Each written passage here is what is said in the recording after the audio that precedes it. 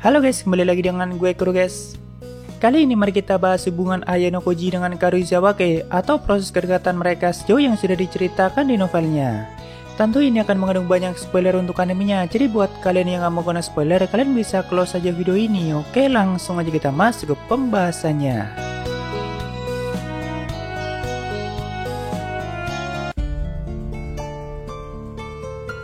Seperti yang kita lihat di animenya, awalnya Kei berpura-pura pacaran dengan Hirata dengan tujuan untuk melindungi dirinya sendiri. Karena Kei punya masa lalu yang sangat kelam dan dirinya tidak ingin pembulian yang selalu dialami di masa lalunya terulang kembali ke depannya. Makanya Kei mencari sosok pria seperti Hirata untuk mendapatkan perlindungan darinya dan juga membuat sosok Kei semakin kelihatan bersinar.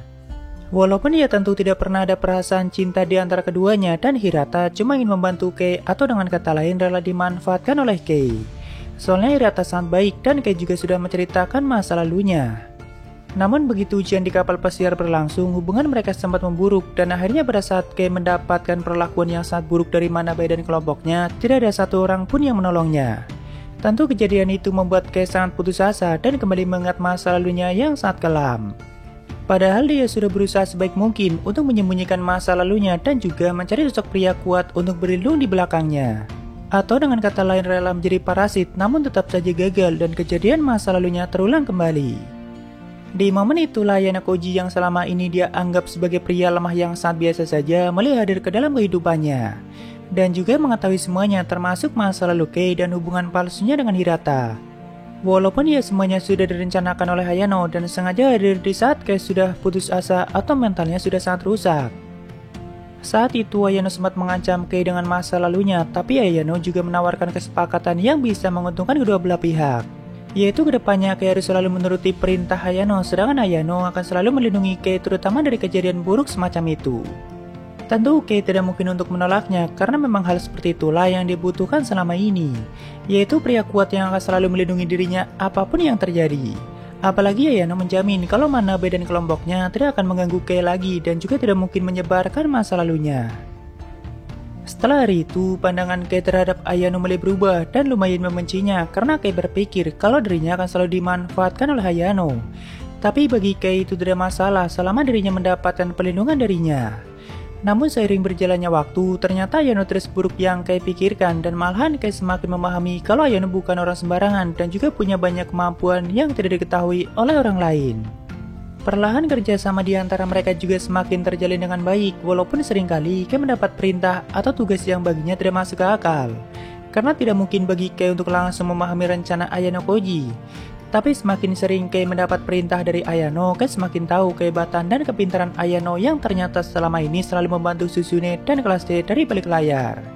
Apalagi setelah melihat penampilan Ayano di festival olahraga yang mana saat itu Ayano memperlihatkan skill berlarinya untuk melawan ketua OSIS Manabu. Tentu kemampuan Kei sendiri juga semakin berkembang dan juga semakin bisa diandalkan. Bahkan di volume 5-nya Kei sudah mendapatkan kepercayaan yang cukup besar dari Ayano dan lebih dipercaya daripada Horikita Suzune.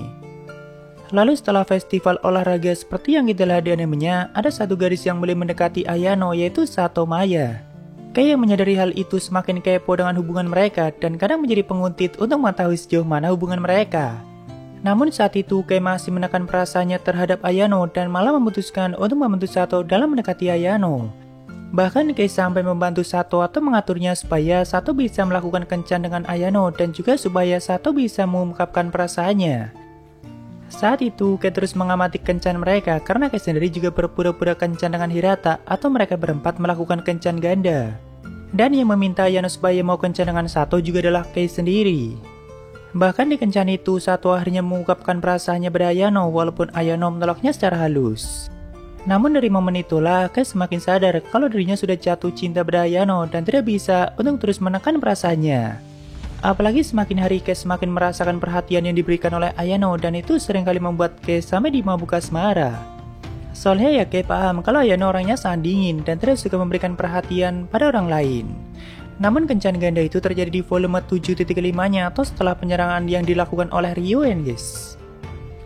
Nah, pada saat di volume 7-nya, kan saat itu Ryuen dan kelompoknya membuli Kei habis-habisan di atap sekolah, bahkan jauh lebih parah dari apa yang dilakukan oleh Manabe dan kelompoknya. Ryuen sengaja membuat Kei sampai ketakutan dan membuatnya hancur supaya Kei mau memberitahu siapa dalang di balik kelas D yang selama ini atau yang mendelikkan Suzune dari balik layar. Bahkan Ryuen memberitahu fakta yang sebenarnya kalau Kei cuma dimanfaatkan dan pembulian yang dilakukan oleh Manabe dan kelompoknya padanya semuanya sudah direncanakan oleh orang itu. Ya memang faktanya seperti itu.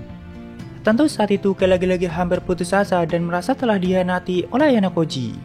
Namun hebatnya walaupun Ryuen dan kelompoknya terus menganiaya Kei dan memanipulasinya, Kei tetap bertahan dan tidak memberitahu siapa orang itu. Sampai akhir pun Kei tetap setia pada Ayano dan percaya padanya walaupun dirinya sendiri telah dihianati. Dan itu membuktikan kalau Kei sendiri sudah sangat berkembang atau tidak lagi terkekang oleh masa lalunya yang sangat kelam. Bahkan seorang Ryuen saja tidak mampu membuatnya berkhianat, padahal tindakan yang dilakukan Ryuen padanya sangat kejam dan hampir menghancurkan mentalnya. Jujur di momen itu gue sangat kagum dengan kesetiaan Kei pada Ayano karena sisa kuat lain pun belum tentu sanggup bertahan sampai seperti itu. Namun kepercayaan dan kesetiaan yang diberikan Kei juga tidaklah sia-sia. Karena setelah Ryuen dan kelompoknya membuli Kei cukup lama, akhirnya Ayano menunjukkan dirinya dan menghadapi mereka secara langsung. Dan dialah yang selama ini Ryuen cari. Tentu melihat kedatangan Ayano membuat Kei sangat kaget karena itu sama saja Ayano masuk ke dalam perangkap Ryuen dengan mudahnya. Walaupun faktanya nggak seperti itu. Karena Ayano sudah memprediksi semuanya dan sengaja melayani Ryuen dengan cara kekerasan atau kemampuan yang selama ini dibanggakan oleh Ryuen. Tentu Ayano dengan mudah bisa mengalahkan Ryuen dan kelompoknya dan bahkan untuk pertama kalinya Ryuen merasa sangat ketakutan. Kei yang melihat itu semakin mengagumi sosok Ayano dan juga semakin percaya padanya. Karena buktinya Ayano menepati janji yang diberikan pada Kei. Dan dia juga menjamin kalau kedepannya Kei tidak akan pernah mengalami hal buruk seperti itu lagi. Nah, singkat cerita setelah kejadian itu, mereka berdua semakin sering bertemu tanpa diketahui oleh orang lain dan Kei juga semakin bisa diandalkan. Ayano juga sering mengajari Kei dalam banyak bidang, terutama di mata pelajaran yang kurang dikuasai oleh Kei dan itu membuat peringkatnya semakin lama semakin naik. Bahkan saat itu, Hirata merasa kalau Kei sudah tidak perlu membutuhkan dirinya lagi dan Hirata sangat berterima kasih pada Ayano. Soalnya bagi Hirata, Ayano lah yang sudah mengubah Kei dan membuatnya jauh lebih kuat dari sebelumnya. Lalu di volume 8, akhirnya mereka berdua saling memanggil dengan nama depan mereka masing-masing yaitu Kei dan Kiyotaka. Sedangkan di volume 9-nya, Kei resmi memutus hubungan palsunya dengan Hirata atau tidak lagi membutuhkan perlindungan darinya walaupun bukan berarti hubungan di antara keduanya jadi memburuk. Cuma saja Kei semakin mandiri dan tidak lagi menjadi parasit bagi orang lain. Perasaan cinta Kei terhadap Ayano juga semakin hari semakin kuat namun Kei belum mau mengungkapkannya. Tapi dia tetap berusaha membuat Ayano supaya tertarik pada dirinya. Kei juga sebenarnya sempat berpikir kalau dirinya cuma dijadikan alat oleh Ayano dan sempat menanyakan hal itu. Cuma bagi Kei tidak masalah karena faktanya Kei sama sekali tidak merasa tersakiti ataupun dirugikan, malahan membuatnya semakin berkembang. Apalagi rasa cintanya pada Ayano semakin besar dan selalu ingin berguna untuknya. Bahkan Kei sangat takut jika suatu saat nanti dirinya tidak lagi berguna bagi Ayano atau tidak lagi membutuhkannya. Namun Ayano selalu mengatakan kalau kemampuan Kei selalu dibutuhkan dan dia sudah menjadi orang yang paling dipercaya di kelas. Lalu singkat cerita di volume 11.5 atau di akhir tahun pertama, Kiyotaka menyatakan perasaan cintanya pada Kei dan mereka berdua resmi menjadi sepasang kekasih. Tentu itu momen yang sangat membahagiakan bagi Kei dan berharap kalau dirinya akan selalu bersama Ayano sampai kapanpun. Walaupun mereka memutuskan untuk menyembunyikan hubungan mereka lebih dulu atau jangan dulu menyebarkannya ke publik. Karena nantinya bisa menimbulkan banyak pertanyaan dari teman sekelas mereka dan itu bakalan menjadi semakin rumit. Ya setelah hari itu mereka berdua seperti layaknya sepasang kekasih dan semakin hari semakin dekat. Terutama Kei sendiri yang semakin lama semakin bucin dan juga semakin memahami Ayano Koji. Walaupun ya mereka harus selalu mencari waktu yang tepat untuk bisa berduaan ataupun bermesraan. Namun ternyata walaupun sudah hati-hati, Sato yang masih belum bisa move on mulai mencurigai hubungan mereka berdua. Dan akhirnya di volume 1 tahun keduanya, Sato menanyakan hal itu langsung pada Kei. Awalnya Kei berniat mengelak atau membohonginya, tapi Sato semakin mengajukan banyak pertanyaan yang semakin membuat Kei harus berkata jujur. Jadi akhirnya Kei mengatakan yang sebenarnya dan juga mengakui kalau dirinya sangat cinta pada Ayano. Tentu Sato yang mendengar itu sampai menangis dan sempat menampar Kei walaupun setelahnya dia langsung minta maaf. Begitu juga dengan Kei yang sangat meminta maaf pada Sato.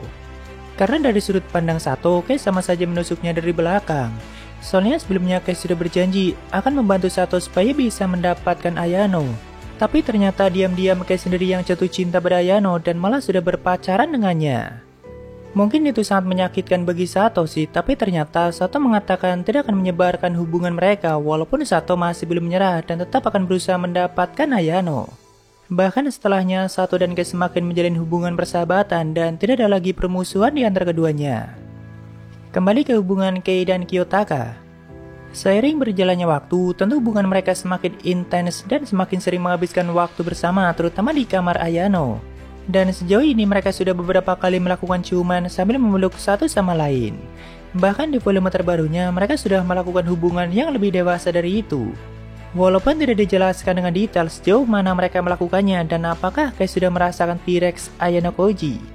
Mungkin sang author sengaja membuatnya ambigu dan mempersilahkan para pembaca untuk menyimpulkannya sendiri. Jadi untuk lebih jelasnya, kalian bisa baca sendiri novelnya guys. Sampai akhirnya di volume 5 tahun keduanya, mereka memutuskan untuk mengungkapkan hubungan mereka ke publik atau tidak lagi menyembunyikannya. Tentu setelah semua siswa di kelas tahu hal itu sampai menimbulkan kehebohan dan para gadis langsung menanyakan banyak hal pada Kei. Namun ada juga yang merasa sangat sedih setelah mendengarnya, yaitu Sakura Airi. Karena memang dari awal Sakura sangat menyukai Ayano Koji.